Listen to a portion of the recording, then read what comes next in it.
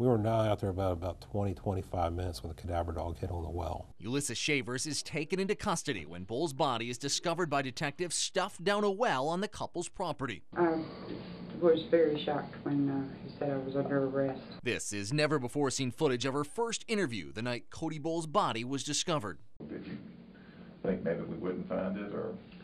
No, I figured you would eventually. When did he die? Spring-ish of 08. Cody Bowles did have a heart condition. The defibrillator, like I said, went off several times in repetition. And Ulisa blames it for his death. I didn't have anything to do with his heart failing on him.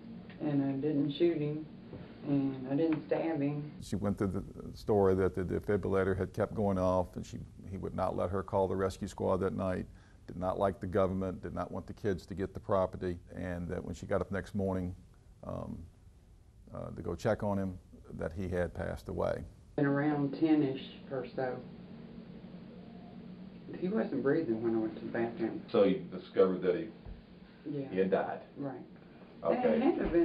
It couldn't have been that long. He wasn't really cold or discolored or anything like that. Eventually, she said she knew she had to do something with the body just to keep the dog away from it. So she went in there and pulled him off the bed and wrapped him in a couple of sleeping bags, and then put him out in the shed. Took him to the back door, moved the trailer and tractor around to the back door, and just slid him out into the tractor. And I slid him off there onto the floor with and then covered him with a brand new tarp. How did you feel during all this? Scared. Scared. It was a real wild trip. This photo shows where the body laid in the shed for some time, covered in lime. First she says, well, some lime fell on his body, and I said, come on. She goes, okay, I limed his body down. Surprisingly, there was not that much odor, and I guess it was because it was sealed up in that bag. Chavers tells detectives eventually when the smell did get too bad, she used a lawn tractor to haul the body out to the well. So I thought, well, you know, I need to do something. I have put it off so long, and I have gotten in so deep. Right. So I put him back in the little trailer and folded it up and took him down to the well. And the way it opened, and he just slid off the trailer into the well, went straight down.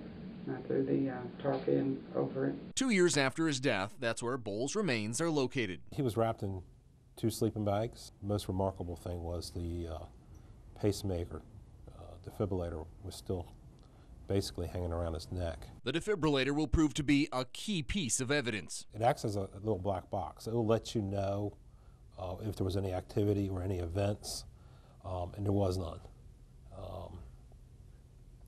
You know, the defibrillator never went off like she said it did. Special Agent Johnson remembers Ulisa Chavers making a telling statement that didn't make sense at the time. That day I did ask her, Ulisa, did anybody help you?